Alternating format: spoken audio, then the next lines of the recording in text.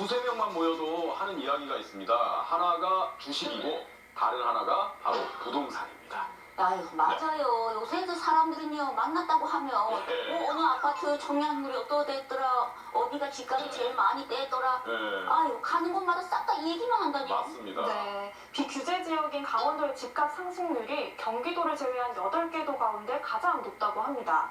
외부인 투자가 몰리다 보니까 이러다가 내 집 마련이 더 어려워지는 거 아닌가 하고 걱정하는 분들이 참 많습니다. 그렇습니다. 그래서 준비했습니다. 강원 지역의 부동산 과열 오늘 짚어보겠습니다. 미드웨스트 부동산 대학원 이태관 교수 모셨습니다. 교수님 안녕하세요. 예, 안녕하십니까.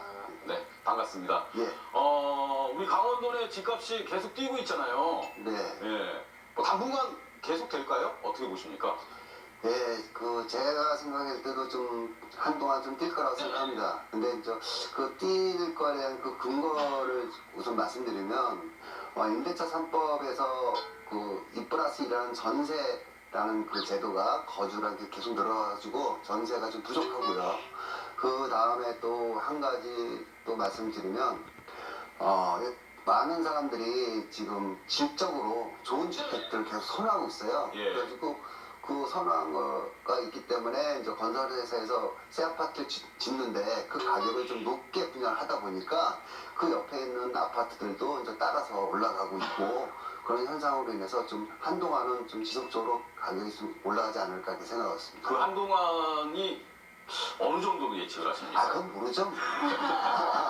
부동산 그 예측은 감히 뭐라고 할 수는 없지만 근래 어떤 팩트를 봐서는 좀 올라가지 않을까 이렇게 예측을 할 뿐입니다. 예. 네. 예. 근데 제가 이제 부동산에 대해서 완전히 좀 문외한이어서 드리는 질문인데, 당연하겠죠. 뭐. 예, 정부가 좀 문외한이라고 왜 너무 그렇게 좀 보기를 하시니까, 저도 문외한이에요. 아니 전문가입니다. 예, 예. 그러니까 근본적으로 드는 의문이 예. 정부가 그렇게 20번이 넘는 대책을 냈는데도 예. 왜 부동산은 계속 오르느냐? 그 근본적인 이유가 어떤 겁니까? 지금 대한민국뿐만 아니라 지금 돈의 가치, 그 유동자금이 너무 많습니다. 네, 그리고 또 하나는 일반 서민들이 모르는 경향인데 주택 보급이라는 게 있어요. 예. 주택 보급이 우리나라 100%가 넘었다고 옛날부터 얘기가 있는데 양적인 것보다 질적이 더 중요한 겁니다, 사실은. 예, 우리가 뭐 새 차를 차가 안 굴러서 차를 바꾸는 거 아니지 않습니까? 그렇죠. 그처럼 주택도 새 아파트에 대한 선호가 계속 올라가고 새 아파트 사람들이 선호하기 때문에 공가주택 이런 것들이 굉장히 많이 생기고 있어요. 그래서 그런 이유, 그 다음에 돈의 가치가 떨어져서 부동산 가격이 폭등하고 있고, 그 다음에 우리나라 같은 경우는 다른 나라와 틀리게 1인 가구, 2인 가구가 올해 들어서 작년에 60%도 넘었습니다. 근데 1인 가구, 2인 가구 증가가 지금 폭발적으로 일어나는데 선진국에 우리가 딱 봤을 때는 75%, 80%까지 1인 가구, 2인 가구가 지금 증가하고 있습니다. 네. 그래서 우리나라도 앞으로도 몇 년 동안은 1인 가구, 2인 가구가 계속 증가할 거다. 그럼 가구 수가 계속 증가하는 거고, 그 다음에 주택 내에서도 평수를 보면 우리가 여러분 다 아시다시피 가전제품 이런 것들이 굉장히 커지고 있잖아요. 그렇죠. 그러니까 커지다 보니까 생활 공간이 이제 좁았다는 걸 느껴지는 거고요. 그 다음에 옛날에 32평, 24평짜리 아파트에서 아들, 딸 해서 4식구가 살았는데 네, 아들하고 딸이 다 장가고 시집가고 대학 가고 해도 그 두 부부는 15평, 14평짜리로 다시 내려가진 않아요. 네, 그냥 30평 계속 하는 거야. 예. 그래서 그런 것들에서 세대 분가들이 있기 때문에 주택들은 한동안은 좀 부족한 현상들이 계속 나오고 있고, 또 아까 말씀드린 것처럼 새 아파트 때문에 그 가격들이 올라가고 인플레이션이 계속 되고 있잖아요. 그래서 그런 측면에서 지금 가격들이 계속 올라가고 있다고 보시면 될 것 같습니다. 네. 예. 근데 돈의 네. 각 지역별로 보면요. 네. 이게 집값들의 변동 수위 같은 게 굉장히 심한데 그런 동향도 좀 알고 주세요.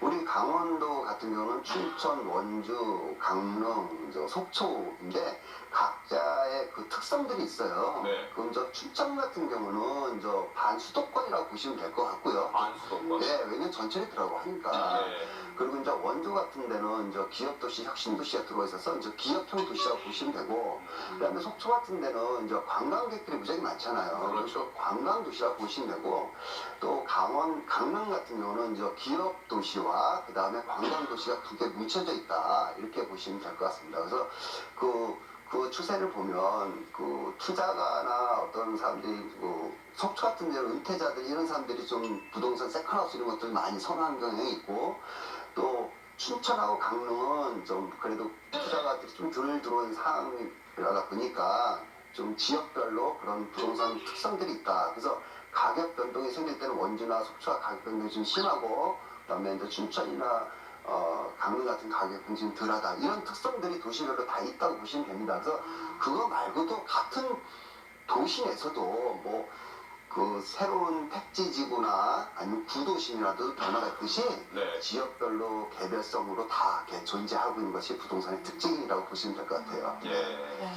또 일명 풍선 효과라고 하잖아요. 네. 이 수도권의 규제가 강화되면서 광역시 그리고 결국에 이 강원도에까지 영향을 미치고 있어요. 어떻게 보시나요? 서울 수도권이 규제지역, 투기지역으로 바뀌고, 그 다음에 이제 세종시, 부산, 그 다음에 대전, 대구 이런 데들 다 묶였습니다. 그러면은 전체적으로 봤을 때 인구 대비 70%가 규제지역으로 묶였어요. 네.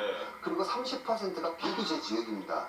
근데 규제 지역으로 묶인 이유가 뭐냐면 집값이 2배, 3배 뛰었기 때문에 규제로 묶인 거거든요. 네. 우리 비규제 지역은 현재 보면 그 신규 아파트 선호도 때문에 한 2배 정도는 올랐습니다. 그래서 구축 아파트는 지금 아직 안 오르는 상황이라서 전반적으로 대한민국 전체 물감이 물들듯이 네. 좀 전체적으로 한 2배 정도는 다 지금 뛰고 있지 않나, 이런 것들이 무서운 풍선 효과라고 보면 될 것 같습니다. 네.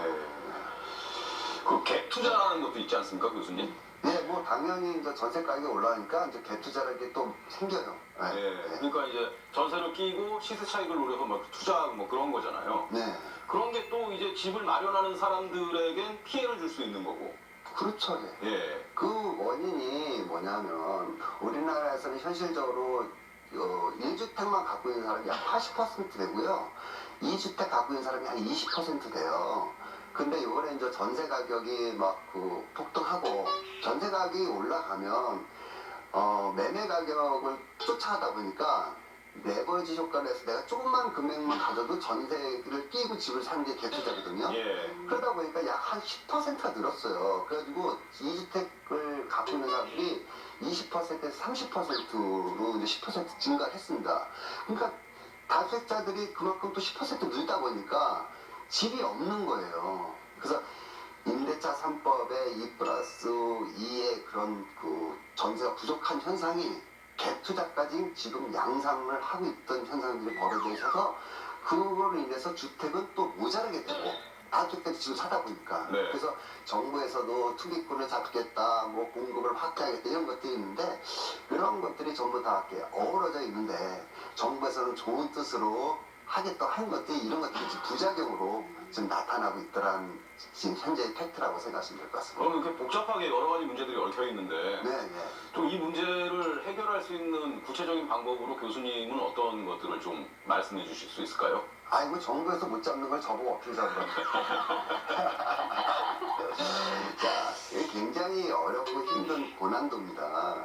근데 단 한 가지 서민을 위해서 주택을 정책을 핀다 할 때 좀 네. 한두 가지 더 여러 가지 어떤 시범적인 효과도 한번 실험을 해보고 그러고 나서 실질적으로 이게 바로 적용이 돼서 실질적인 효과가 반응이 되는가 안 되는가를 그런 실험적인 그런 정책도 한번 했으면 하는 마음입니다. 사실상 지금 임대차 3법 때문에 전세가 부족한 바람에 집값이 폭등하고 이런 현상들을 예측을 하고 시뮬레이션을 좀 돌려본 다음에 좀 그런 정책들을 좀 피고 그 다음에 또 요즘 현실에 맞는 그 저금리 시대에 좀 정책을 좀 바꾸기도 하고 해야 되는데 일관성으로만 나가다 보니까 네. 좀 문제가 되지 않나. 그래서 저도 여러 가지 측면에 생각할 때 조금 좀 더 심층적으로 좀 더 고민하고 정책이나 이런 것들이 좀 내세웠으면 좋겠다 이렇게 생각합니다.